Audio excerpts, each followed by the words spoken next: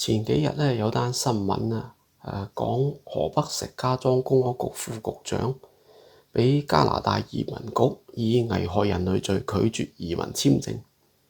危害人類罪啊，多數正常嘅中國人咧應該會覺得難以理解。我講下我90年代初啊，讀中學嘅事情啊。我屬於國家機關幹部子女啦，我老豆單位咧以前係廣州市公安局11處，咁11處以前咧就喺倉邊路，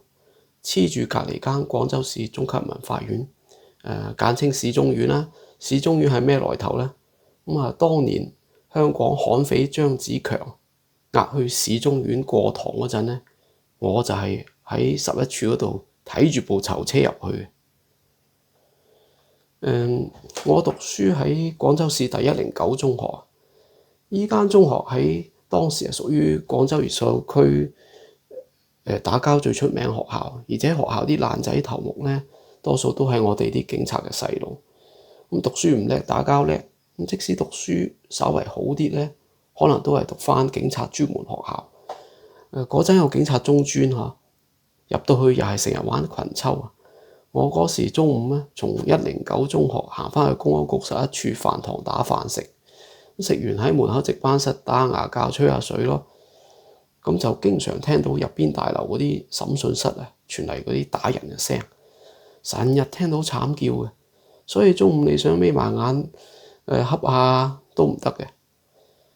咁嗰陣我識得反扒大隊隊長啦，佢捉扒手嗰陣咧就俾人捅咗一刀，咁我入去睇下咩情況啊。當時見到隊長嘅一個手下攞起張木凳啊，係咁發狂啊，發晒癲咁，好似即係往嗰個扒手個頭上啊身上打落去，打好多次，最後打到嗰張凳竟然散咗，個扒手喊啊！我話：哇，咁樣打法打落去死人㗎喎！佢話打死就算啦。哇！即係如果按西方嘅標準，咁樣啊絕對係酷刑嚟嘅。仲有一次咧，就唔係發生喺公安局11處嗰度，而係出邊一個遊戲廳、遊戲機室。遊戲機室咧就有暗門，通過暗門可以去到賭廳，入邊有老虎機啊嗰啲嘢啦。成班差佬一擁而上，將所有啲攝賭人員男男女女全部綁起身，嘴巴咧就貼住膠布封住咗把口，壓上一部嗰啲小型嘅露天貨車，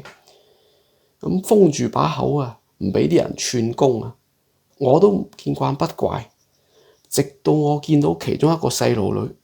一個最多唔超過8歲嘅細路女，把口咧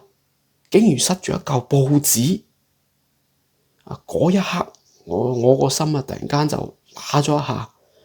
我諗起咩叫做殘酷嘅政權，點解中國嘅公安局屬於國家暴力機關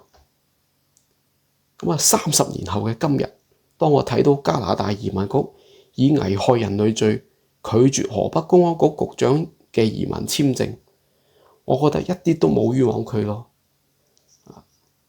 照咁講下，我都屬於暴力機關幹部子女，當初唔應該俾我移民簽證移民澳洲㗎。正因為我老豆係好人，所以撈得唔好所以我先搞到可以申請難民簽證嚟澳洲